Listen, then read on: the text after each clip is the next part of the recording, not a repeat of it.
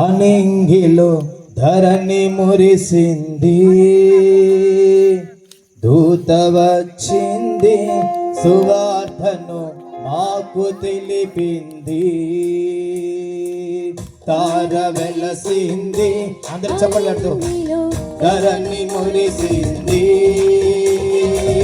దూత వచ్చింది, సువార్తను మాకు తెలిపింది.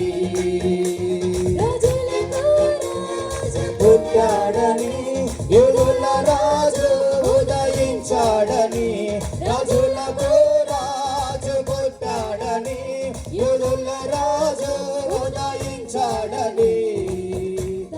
వెలసింది అనింగిలో ధరణి మురిసింది. అందరూ లేచి నిలబడి, అందరూ లేచి నిలబడి కళ్ళు మూసుకుని దేవుని ఆరాధించుకుందాం.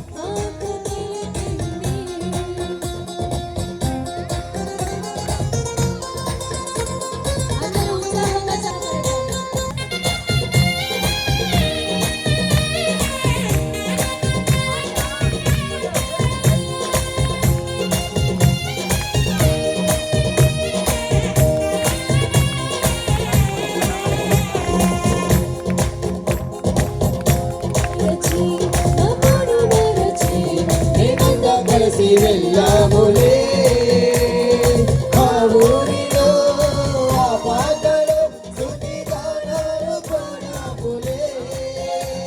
అందను విడచి మమ్మను మరచి మేమంతా కలిసి వెళ్ళాములే.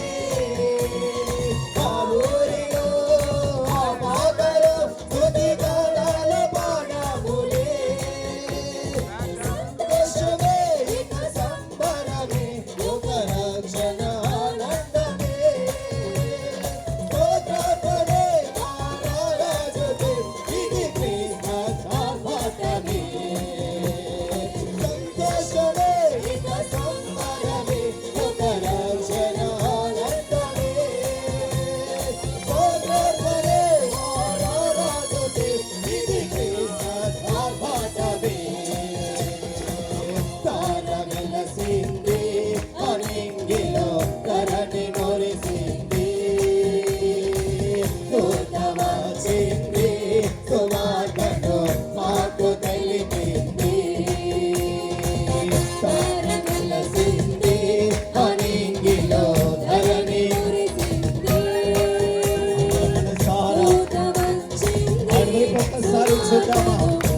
నీకు సువార్త చెప్పడానికి దేవాది దేవుడు తన దూతను పంపించి ఉన్నాడు. గమనించండి, ప్రేమని దేవుని జనాంగమా, నీవు దేవునితో దృష్టిలో ఎంతో దేవుని వ్యక్తిగా ఒక్కసారి ఆలోచించు.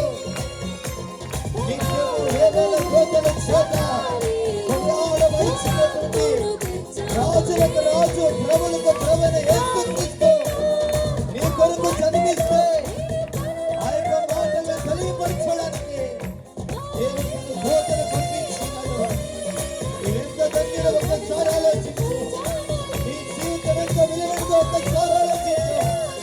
నీ దేవుని యొక్క దృష్టిలో ఎంత ఘనమైన పాత్రగా ఉన్నావో ఒక్కసారి ఆలోచించు. అనింగిలో ధరణి మురిసింది, దూత వచ్చింది, సువార్తను మాకు తెలిపింది. తార వెలసింది అనింగిలో ధరణి, ఆమేన్ ఆమేన్. దూత వచ్చింది, సువార్తను మాకు తెలిపింది. తార వెలసింది అనింగిలో ధరణి మురిసింది, దూత వచ్చింది, సువార్తను మాకు తెలిపింది.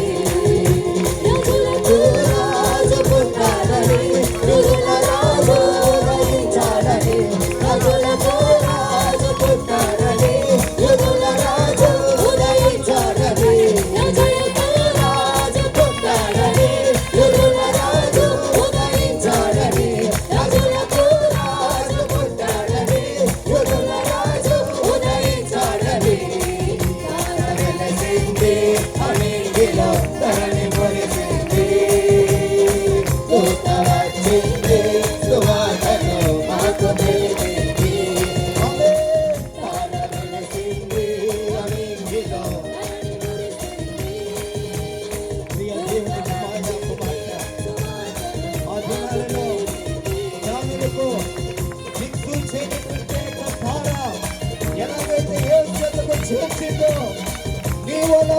తారవలే ఉండాలని దేవుడు కోరుకుంటున్నాడు.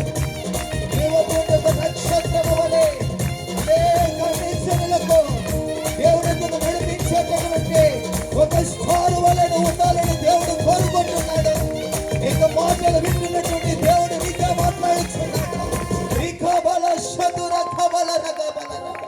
హల్లెలూయా, హల్లెలూయా, హల్లెలూయా. నిజముగా నీ ఒక వెలుగైన నక్షత్రము వలె ఉండాలని దేవుడు కోరుకుంటున్నాడు. జ్ఞానులకు దారి చూపించిన నక్షత్రము వలె నిజముగా నీవు అనేకులను ఆయనతో నడిపించేటటువంటి ఒక బలమైన నక్షత్రము వలె, ఉదయించే నక్షత్రము వలె ఉండాలని దేవుడు కోరుకుంటున్నాడు. జ్ఞానులకు మాత్రమే దారి చూపించే వ్యక్తిగా ఉండాలి. జ్ఞానులకు మాత్రమే దారి చూపించే వ్యక్తిగా ఉండాలి. ఆలోచించండి ప్రేమైన దేవుని జనాంగమా, దినాలలో జ్ఞానులు గొప్పవారు, వాళ్ళు ఆ సకల శాస్త్రములు తెలిసినటువంటి వారు, సకల విద్యలు అభ్యసించినటువంటి వారు, వారే నక్షత్రమును చూచి యేసుకు వచ్చారు. నీవు నేనే పాటి వాళ్ళము, జ్ఞానుల కంటే గొప్ప వాళ్ళమా? మానవ జీవితం ఏ పాటిది? గడ్డి పువ్వు లాంటిదే కదా. సకలమైన జ్ఞానము కలిగిన సొలొమోను అంటున్నాడు, ఈ భూమి మీద ఉన్న సమస్తము వ్యర్థము, వ్యర్థము, వ్యర్థం అంటున్నాడు. దేని కొరకు నువ్వు ప్రయాసపడుచున్నావు? దేని కొరకు నువ్వు ఎదురు చూస్తున్నావు? వెండి బంగారంలో కొరక, ధన ధాన్యాదుల కొరక కాదండి. జ్ఞానులు వాటన్నిటిని తెచ్చి యేసు పాదాలైతే సమర్పించారు, వారి జీవితాలను సైతం సమర్పించారు. దేవునికి కావలసింది విరిగి నలిగిన హృదయం మాత్రమే. నువ్వు తెచ్చే బలులు ఆయనకు అవసరం లేదు. నీ విరిగి నలిగిన హృదయం మాత్రమే ఆయనకు అవసరం. గమనించండి, విరిగి నలిగినటువంటి నీ హృదయాన్ని దేవునికి సమర్పించు. సమూయేలు అంటున్నాడు, బలులు అర్పించట కంటే మాట వింట శ్రేష్టం అంటున్నాడు. బలులు అర్పించట కంటే మాట వింట శ్రేష్టం అంటున్నాడు. కాబట్టి నువ్వు బలులు అర్పించడం కంటే ఆయనకి నీ హృదయాన్ని అర్పించినట్లయితే నిజముగా ఆయన సంతోషించే దేవుడు, నిజముగా నిన్ను చూసి ఆనందించేటటువంటి దేవుడు. యేసయ్యా మీకు వందనాలు, స్తోత్రాలు చెల్లిస్తాను. అందరం ఒక్కొక్కరముగా చేతుల పైకెత్తి నీ జీవితాన్ని దేవునికి సమర్పించు. యేసయ్యా నన్ను మీకు అప్పగించుకుంటున్నాను నాయన. నా బలి నువ్వు కోరవు ప్రభువా, కేవలం నా విరిగి నలిగిన హృదయాన్ని మాత్రమే కోరేటటువంటి దేవుడు కనుక యేసయ్యా నా హృదయాన్ని మీకు అర్పిస్తున్నాను నాయన. విరిగి నలిగినటువంటి నా యొక్క హృదయమును దేవా మీకు సమర్పిస్తున్నాము తండ్రి. సమయంలో దేవుని యొద్ద మాత్రమే చూడు, దేవుని వైపు మాత్రమే చూడు. ఇరుగు పొరుగు వారిని చూడకు, ఇరుగు పొరుగు వారిని చూడకని హృదయాన్ని దేవునికి సమర్పించు.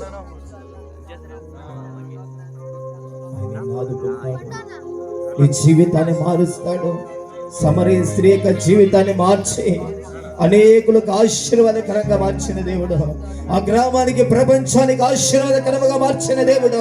నీ జీవితాన్ని దేవునికి సమర్పించినట్లయితే నిశ్చయముగా నీ జీవితమును బట్టి ఆయన అనేకులు ఎదుట ఒక ప్రయోజనకరమైన పాత్ర నిన్ను వాడుకుంటాడు. ప్రభువా, అటువంటి ప్రయోజనకరమైన పాత్రగా మమ్మల్ని వాడుకొని మీ నామానికి మహిమ తెచ్చుకోవాల్సింది. మమ్మల్ని మేము తగ్గించుకుంటూ మీ నామమును మాత్రమే హెచ్చిస్తూ యేసయ్య శ్రేష్టమైన నామంలో ఆరాధించి అడిగి పొందుకొని ఉన్నాము పవిత్ర తండ్రి. ఆమేన్, ఆమేన్. హల్లెలూయా, హల్లెలూయా.